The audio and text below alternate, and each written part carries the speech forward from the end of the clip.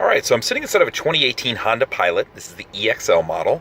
And I just want to walk you through some features and benefits and explain what they are in case you need help with this. So let's start over here on the left side of the car.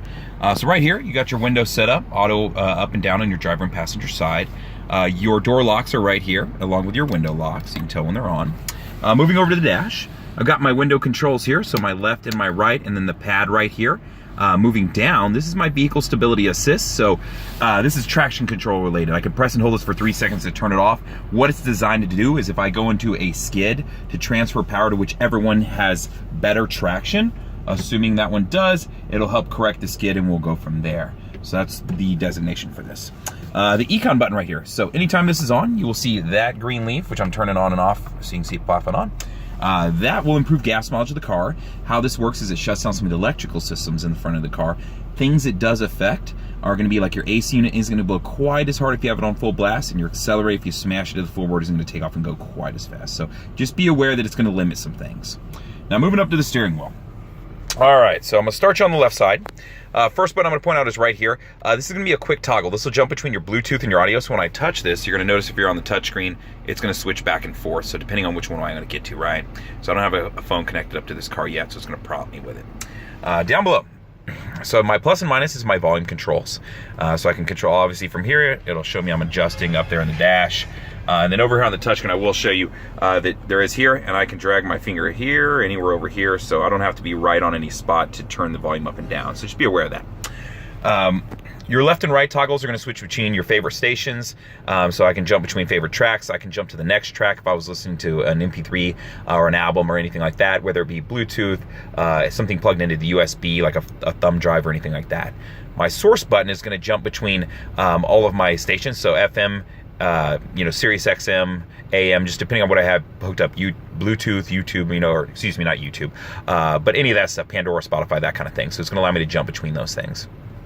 Down below, this is going to be a menu button. So anytime I have like audio pulled up, if I press this, you're going to see this pop up on the touch screen, give me some options that I have available, and then you'll see the quick options I have, so I can do this all off the steering wheel. So that's how that works. Down below are my Bluetooth controls, so to answer a call, to hang up a call, and then my voice command button as far as, you can press and hold this and listen for the beep for Siri and ask Siri to do stuff, or just press and say, hey, I'd like to call so-and-so, things like that. Now, if I'm using the Apple CarPlay or Android Auto, I can ask other things too as far as navigation related things. So just keep this in mind, and I'll go over a little bit more of that in a second. On the right side of my dash is my cruise control settings. So you see cruise. If cruise main is on, which is that green box that's flashing up there, it'll turn on. So if I leave this on, it'll stay on, and every time I get in the car, it'll be on. And that just means when I get up to speed, all I have to do from that point is press set to set my cruise, my cancel and return. So I just don't have to arm it. So that's how that works. Down below, you'll see some buttons right here, and this controls actually this information screen right here. So if I press the up and down arrows on the steering wheel, it's going to toggle through all these different screens that I have options to. So you can see my oil life, my tire pressure per tire, things like that. And then if I want to reset my trips, I've got the button to do so right here. Now right here, I'm going to point to this first blinker stalk. You can see my auto on-off headlights. I have them set right there. And then my fog lights, if I want to turn them on, are right there. And then anytime I turn this right blinker on, you're going to see this camera pop on, which is over off the right mirror. Red line is the end of my car, red to orange will be a car length, and then orange to orange will be a secondary car length, and you can turn this on and off too. I don't have to turn my blinker on to turn this on. On the tip of the blinker stalk, there's a button I can press, and that will turn it on and off. It'll stay on until I press it again to turn it off, so that's how that works. My other blinker stalk over here, or I should say really windshield wiper stalk at this point, this is going to control my back. So if I just want the back, I would hit just this one portion right here. If I want to do the front windshield wipers, I would do this down, and then it is intermittent, so I can control the exact speed of it. And then to miss it, I just pull it towards me. Moving over to the dash, or I should say the touchscreen really. So your infotainment system. I'm going to start you off at the home page. So as far as Bluetooth goes, all your connections, receive phone calls, text, emails, that sort of thing, this is where you would connect up. If you need to connect up a secondary phone or anything like that, just go to settings. We're going to go to Bluetooth.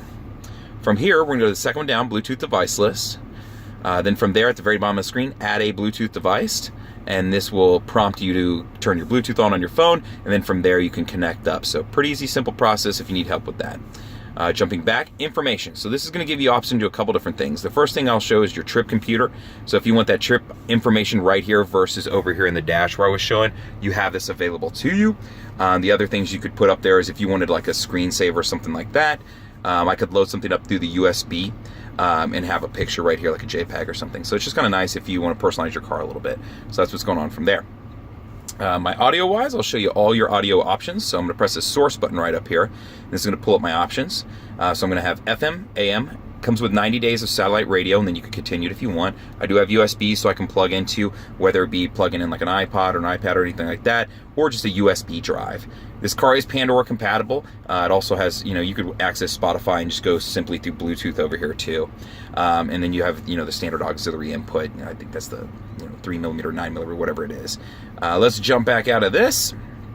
So Honda Link will allow you to connect up to your car via your phone, get things like maintenance reminders and recall notices and things of that nature. So that's what this is for, just so be aware of that. Smartphone connection. So this is what I was mentioning earlier. If you plug into the USB, which there's a USB right down here, and you'll see it has a phone on it. So that would be this one right here. Plug into the USB, plug your phone in. This will light up. So you'll see either Apple CarPlay or Android Auto. From there, I would be able to select that, and then it'll give me access to my music, my messages, my maps, a lot of different things. So if you're Android-based, you have access to Google Maps and Waze. If you're an Apple phone user, you have access to Apple Maps right now. I'm sure they're working out the rest, but as of right now, this is what you have availability to. So it's just really cool. If you've never seen it, I've got some videos on that too you can check out, or I can send you something if you want or have questions.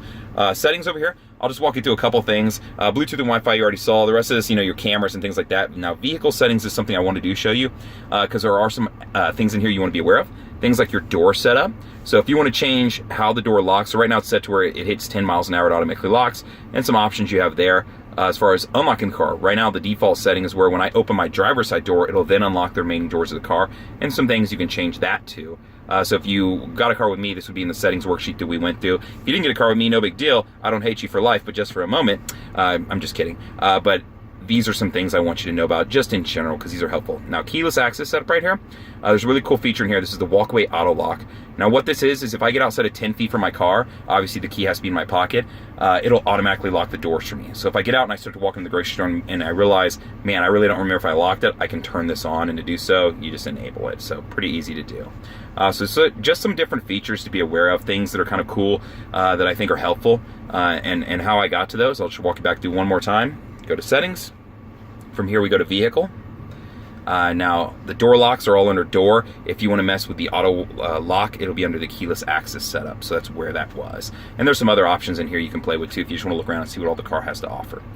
Moving down, AC unit, it's tri-zone climate control. So I can control left and right separate of each other. If I want them to be connected, I can press the sync button and then it'll change. You'll notice all three. If I unsync them, I can start changing some things around without that.